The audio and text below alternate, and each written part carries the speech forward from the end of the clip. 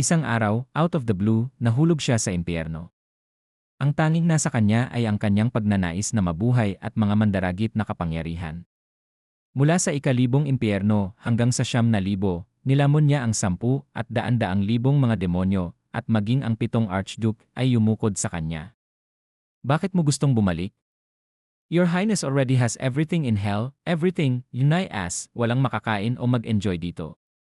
Ang impyerno ay walang iba kundi tiwangwang na lupain na puno ng kakilakilabot na mga demonyo. Babalik ako. Pagkatapos ng 10,000 mahabang taon, sa wakas ay bumalik siya sa Earth. Dito mag-umpisa ang ating kwento sa dalawang halimaw na parihas malakas at tila wala nagpapatalo sa kanilang dalawa. At tumalo ng mataas at naghahanda sa kanyang malakas na pag-atake, at tila tagumpay naman ito sa kanyang ginawa at tumama ang kanyang atake sa mukha ng kalaban niya at sa sobrang lakas ay may biglang pagsabog ng malakas sa gawa ng kanyang atake.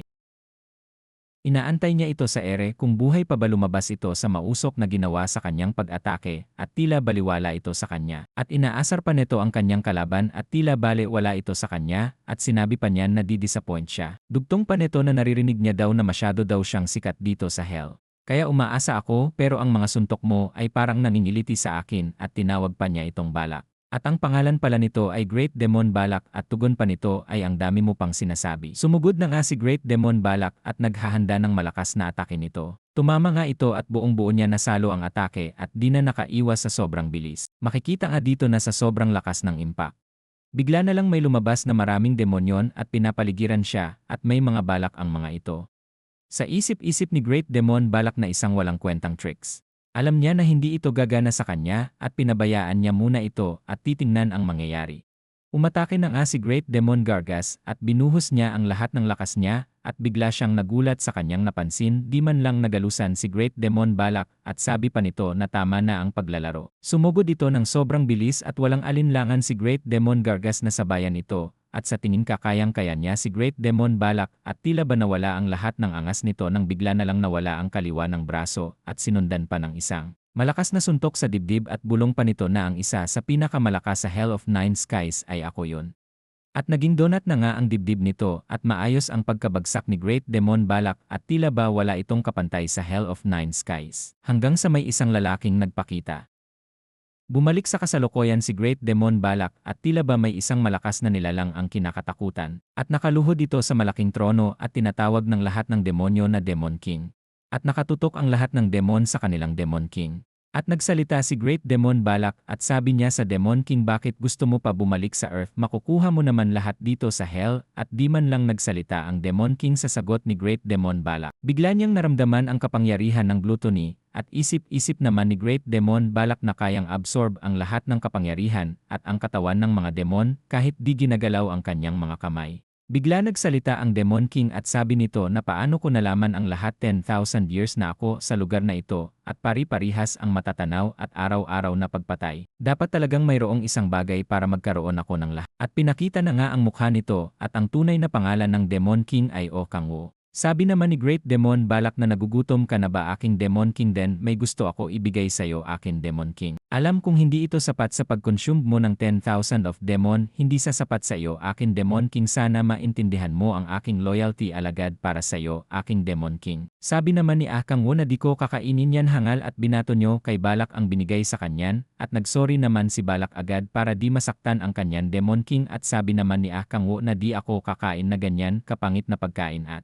ang gusto ko ay gusto ko kumain ng kimchi jjigae, at nagsigawan ang mga demon sa bayan silang nagsigawan ng kimchi jjigae ito daw ay ultimate na pagkain ng King of Gluttony sabi naman ng isa na dish full of red raw meat. Sabay sabi naman ni Great Demon Balak na anong uri ng ulo ang gagamitin natin sa paggawa nito o mga laman loob at sabihin lenje sa akin kung ano ito sa mundo at kuluhain ko ito para sa Demon King. Sa isip-isip naman ni Kang Wo na nga pala na ang mga halimaw ay walang sinusunod na pagkain at lahat ng natatalo nila ito na rin ang kanilang kinakain. Sabi naman ni Great Demon Balak na sabi mo Demon King na gusto mo ng entertainment nakikita ko na masaya ka na makitang patayin ang 7 Princess of Hell at sabay bulong naman ng demon sa likod na Balak na sa inaasahan ko sa Demon King sabat sigaw. Naman ni Kang Wo na hindi ganon gusto niya lang magbasa ng novels at manhwa. Mahal na Demon King kung hindi ka nasasatisfy sa aking mahina kung lakas tugon ni Balak. Sana naman napatayin mo ako dahil sa hindi kong magandang performance, sabay sigaw pa ni Kang Wo na makinig ka naman sakin. kahit isang beses lang na ang gusto ko ay may isang tao na may magmamahal sa akin. Sabay may dumating na isang misteryosong tao, sabay sabi pa nito na ganun ba may magmamahal sa'yo ng totoo, wala nang iba kundi ako na yun. At naglakad dito papunta sa Demon King at tila bagandang-ganda ang mga demon dito. Tinatawag siya na the Queen of Succubus, ang pinakamaganda sa Nine Skies of Hell, at sabi pa nito na di ka ba nagagandahan sa akin Demon King. Makikita sa mukha ng ating bida na bigla na lang naging bato ang kanyang mukha sa pagkadismaya. Sabay sabi naman ni Lilith na ngayong gabi na tatabi ako sa'yo buong magdamag, sabay sabi naman ng ating bida na sa utoa bilang Demon King wag kang lalapit sa akin, at sabay sabi ni Lilith na nahihiya pa ang Demon King sa kanya. Tugon naman ni Lilith na sino nagsabi sa'yo na sa'yo tong Nine Skies of Hell. Kitang-kita naman sa mukhang tokmol niyan mga alagad na gustong-gusto nila ito. Kitang-kita sa mukha ng ating bida na ayaw niya talaga ang mga ganito at tinutulak palayo. Tugon naman ng ating bida na umalis na siya, sa isip naman ng ating bida na sa totoo lang kumpara kay Lilith at Balak di sila cute tingnan. Sabay bulong naman ni Balak na gusto mo bang patayin ko silang lahat Demon King, sabay sabi ng ating bida na pero sa lahat sila ay di tao kung tingnan pero ito ay sobra na. Sabay sabi ng ating bida sa dalawa niyan alagad na gusto niya nang bumalik sa Earth. Kitang-kita sa mukha ng dalawang ito ang pagkagulat at sabi ni Lilith na pero Demon King. Sa isip naman ng ating bida na 10,000 years ay di na ako nabigla sa paghihikayat sa kanila pero at least confirm na ito. At sa 10,000 taon na bumagsak ako sa lugar na to, sa wakas lahat ng preparation ay kumpleto na. At naglakad na siya at sa isip nito ay matatanggap na rin niya ang reward niya sa 10 taong dito sa impyerno. Sabay tawag nito kay Balak na maghanda at may balak papigilan ni Balak ang Demon King at bigla sabi nito na may balak ka bang ipaulit pa. Sa akin ang sinabi ko, at nagsorry naman agad si Balak sa ginawa niya. Nakarating na nga sila sa paggaganapan nila at sabi ni Balak na handa na lahat ang preparation, sabay sabi ng ating bida na Sje. Tila makikita sa mukha ni Lilith na labis ang kalungkutan. Tinawag pa ito ni Lilith at di na sila pinapansin ng Demon King, kitang-kita ang kalungkutan sa mukha nilang dalawa at umakyat na ito pataas. Biglang nagsabi ang isang nilalang na Demon King at kung gusto mo itulak ang demonic energy papunta sa equipment of the Seven Archdukes. Sabay sabi ng ating bida na Sje at umpisahan na. Sa isip ng ating bida na sa wakas makakauwi na rin ako sa amin bahay. At penerform niya ang 10,000 demonic energy core. At naging maliit ito na bola, bigla niyang pinakawalan ang enerhiya dito sa loob at nagpakawala ito nagsobrang lakas na kapangyarihan. Tugon naman ni Dark Magician Amon na sa inaasahan niya sa kapangyarihan ng 10,000 energy core ito ay sobrang napakalakas na demonic energy at sabi pa nito na inaabutan ako ng ecstasy sa pagtingin pa lang nito. Tila ba ito ay gumagana na? At pagpapakita ng senyales ng pag-activate. Nagulat si Dark Magician Amon at sabi nito sa ating bida na ang 7 pieces of equipment ay nasa limitation na at ang gate ay malapit na lumabas. Sa isip naman ng ating bida na kahit bumalik ako ang akin pamilya o ang akin mga kaibigan o kahit pa lover ay andito pero at least hindi dito sa nakakainis na lugar na to ay ang lahat ay magiging okay, sabay sabi nito na Sje at aalis na ako. At nagsalita si Lilith at tinawag ang ating bida na talaga bang iwan mo ako ng ganito lang. Tugon naman ng ating bida na huwag kang umiyak pero sa isip-isip nito na nakakatakot. Sabay sabi naman ni Lilith na ang malumanay mong salita sa akin ay parang sasabog na parang bomba. At bigla na lang may napansin ang ating bida kay Lilith at parang kabang-kaba ito sa gagawin ni Lilith at sa isip ng ating bida na masama na ito at parang gusto sumama ni Lilith sa akin. At napamura na lang ito at biglang tumalon sa magbitak at sumigaw si Lilith sa ating bida na susunod siya. Kahit anuman ang mangyari at ang ating bida ay bigla na lang napangiti ito at sa isip na di ako natutuwa sa makita ka ulit at sana di na tayo magkita pang muli. At naisip ng ating bida na 10,000 akong nanirahan dito sa impyerno at di mababago ang nakaraan ko at ang gusto ko future at matupad at ang gusto ko ngayon ay makita ang Earth sa ngayon. At nakababa na ito at sabi niya sa wakas sabay tanong siya sa sarili niya na ano ito. At bigla may lumabas na system at sinasabi nito pagtuklas ng nucleus ng fissure, ang Gaia system ng Dimensional Defense Mechanism ay naisaaktibo. At tinanong niya ang kanyang sarili na anong nangyayari kung anong klaseng sitwasyon ito. At biglang may nag-warning ang nakalagay dito ay ang kapangyarihan ng nucleus ay mas malakas kaysa sa limitasyon at paulit-ulit itong lumalabas. At sinasabi ng system ay pag-activate ng defense mechanism ng lahat ng dimension at ang Gaia system ay na-overload na. At tinamaan siya ng malakas na kidlat at buong-buo niya itong nasalo at tugon ng system ay kabiguan ang kabuang pag-aalis ng nucleus ng fissure ay itinuring na imposible. Makikita natin na ang bida ay hirap na pinapakawan malakas na atake mula sa kanya at sabay sabi ng system na ang pinaghihigpitang siling ay sinimulan. Makikita nating ang bida na di na niya kaya itong pigilan at unti-unti na siyang nawawalan ng malay. At nagmulat na ang ating bida at sa isip naman nito ay sikat ng araw isang kagubatan na basang berde ang lupang ito na ba ay earth at sa katayuan ng aking katawan.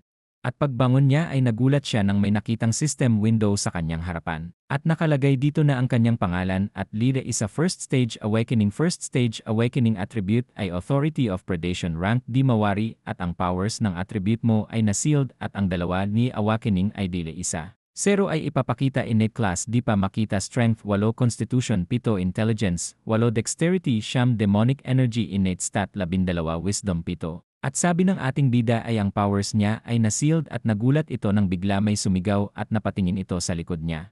At nakita nito ang mga goblin at sa isip ng ating bida ay ang mga bastard na ito. At nakita nito ang mga goblin at sa isip ng ating bida ay ang mga bastard na ito at ang earth na alam niya ay walang nilalang na ganito. At sumugod na nga ang mga ito.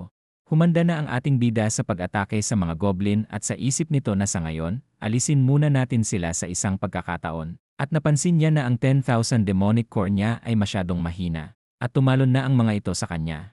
At sa isip ng ating bida ay sa ngayon kailangan kong gawin ito at umatake na ito sa mga goblin at ginamit na niya ang authority of the blade.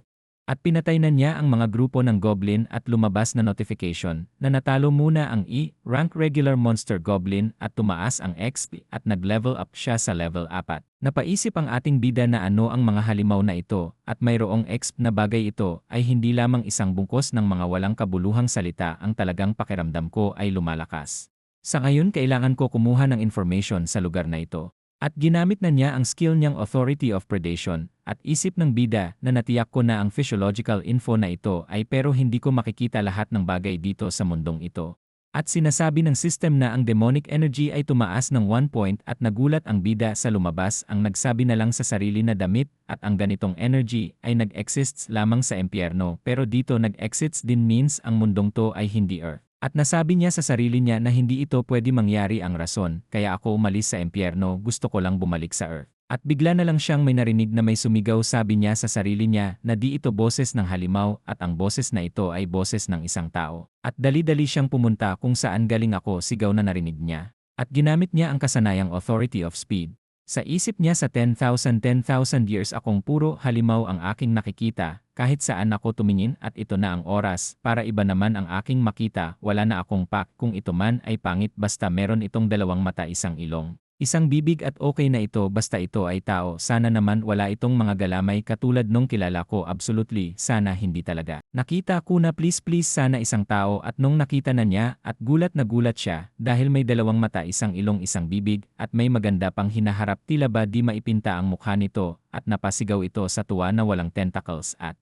napapaiyak pa ito. At may isang goblin na ang paatake sa kanya at napapikit na lang ito habang unti-unting tumutulo ang luha niya at tila ba may nangyayari sa mga goblin at nagsisigawan ito na parang may kalaban at dahan-dahan itong idinilat ang kanyang mata at nakita niya ang ating bida na pinatay na ang lahat ng mga goblin at dahan-dahan lumapit ang ating bida sa babae sabay nagsalita ang babae at nagpasalamat sa kanya at sabay inabot ng ating bida ang kamay ng babae at nung nahawakan niya na ito ay tila ba di niya maipaliwanag ang nararamdaman niya at bigla na lang kumikinang ang kanya mukha sa gulat at lumulutang ito sa kanyang isip. At nanginginig pa ito habang hawak ang kamay ng babae at nagpasalamat naman ang babae dahil niligtas ng ating bida ang buhay niya mula sa kapahamakan. At nagpakilala ito na ang kanya daw pangalan ay Hansiola. At tila ba ito ang nailang sa ating bida kasi hindi siya nagsasalita at tinanong ni Siola kung meron bang problema. At bigla na lang hinila ng ating bida ang kamay si Siola at sinabi na magpakasal silang dalawa. Sabay sabi naman ni Siola na ano ibig mong sabihin sa isip-isip naman ng ating bida na ay nga pala ba't ako masyado excited. At nagsorry naman ang ating bida at nagpakilala ito at ako naman si Kang Wo, sabi mo ikaw si Hansiol si tama ba? Sabay napansin ng ating bida ang injury ni Siola, tinanong niya ito kung okay lang si ba ito at sabi naman ni Siola na okay lang naman. At makakikita natin na hindi pa kaya maglakad nito at muntik pa madapa at tinanong naman ng ating bida kung okay lang ba ito. At napansin ng ating bida na may nalaglag kay Siola at tanong niya sa sarili niya na square shape ito ay smartphone totoong nasa earth na talaga ako. Sabay sabi nito kay Siola na wag puwersahin ang katawan mo at umupo muna at bibigyan kita ng emergency treatment at nagpasalamat naman si Siola. Sabi naman ng bida na walang anuman. At sa isip naman ng bida na buti marunong pa siya makipag-communicate at di nasanay gamitin ang Forbidden the Demon language at sa halip ginamit ko ang Korean language kaya di ko nakalimutan hanggang pagbalik ko dito sa Korean sa wakas na gamit ko din ang Korean language at di ang demon. Sabay salita ng ating bida na mas mabuti na ito kaysa umalis ng di ginagamot at nagpasalamat naman si Seola. Sabi nito na maraming salamat dahil nag-effort ka pa para gawin sa akin ang ganito at mumiti na lang ang ating bida. Sabi naman ng bida na wag muna yon intindihin nga pala ito na yon smartphone mo. Nagpasalamat naman si Seola at nakita naman ng ating bida sa kalendar at 2023 na sa isip naman ng ating bida na 5 taon siyang nawala. Simula nung napunta sa impyerno buti na lang nakapag-adjust agad ako at sa 5 taon na yon nagpakita ang mga monster na katulad kanina dito sa Earth. Sabi naman ng ating bida na mahihirapan kang gumalaw ng panandalian kaya magpahinga muna at sumang-ayon naman si Seola. Isip naman ng bida na dami ko pang di nalalaman wala pa ako masyado information. Sabay sabi ng bida na nga pala ba't napunta ka sa ganitong lugar sabi naman ni Seola na ako ay solo ranchi na naghuhunting dito sa loob ng gate. Tugon pa ni Seola na bago pa lang siya awakening player kahapon Lenji at nag-solo hunting din siya sa rank gate isa akong tanga. Isip naman ng bida na party hunting at player at tinanong niya si Seola kung anong level na nito. Tugon naman ni Seola na level 6 as awakening nung nakaraang araw lang pero sabay sabi ni Seola sa ating bida na bakit andito ka sa lugar na katulad nito. At isip naman ng ating bida na ang akin level ay napakababa sabay sabi nito kay Seola na may sarili din akong ginagawa dito. Isip naman niya na wala naman akong magagawa dahil dito ako dinala ng teleport na ginamit ko. At sumagot si Seola na ganon ba? Sabay bigla na lang itong namula at tumayo agad sabay sabi nito na umalis na tayo sabay sabi naman ng ating bida na pero ang injury mo kaya mo ba? At inalalayan naman ng ating bida si Seola sabi nito na akin na kamay mo at aalalayan kita at bigla na lang namula ang mukha ni Seola habang natataranta magsalita sabay sabi na wag na at baka mapasok ka na naman sa gulo. Sabay sabi naman ng ating bida na hindi ka pwede tumangi dahil ganyan ang kalagayan mo tutulungan kita hanggang saan ka papunta at namumula na si Seola sabay sabi nito na sige samahan mo ako papunta doon sa entrance. Sa isip naman ng ating bida na sa 10,000 years na yun na lang ulit siya nakipag-usap sa isang tao sa una nagduda ako sa akin kakayahan baka magkamali ako at di siya naghinala sa akin identity. Ganito pala yun mag-adapt na ako dito sa Earth paunti-unti. Sabay salita ni Seola na dumating na tayo sa entrance MR, Kangwoo. At nasa harapan na nga ng dalawa ang gate na tinutuloy ni Seola na entrance. Sa isip ng bida na gumagalaw ang rift na ito sa space ang totoo ito ang tinatawag na kumpleto na Earth. Wala ako nakikita na kahit anong equipment dito sa loob paano napapatagal ang ganito kalaking gate. Sabay salita ni Seola na MR. Kangwoo nararamdaman ko na mas okay na ako ngayon sabay sabi ng bida anasge sabay sabi ni Seola na tara na at lumabas na tayo at sabay na silang pumasok sa gate at napatakip ng mata ang ating bida dahil hindi pa ito sanay.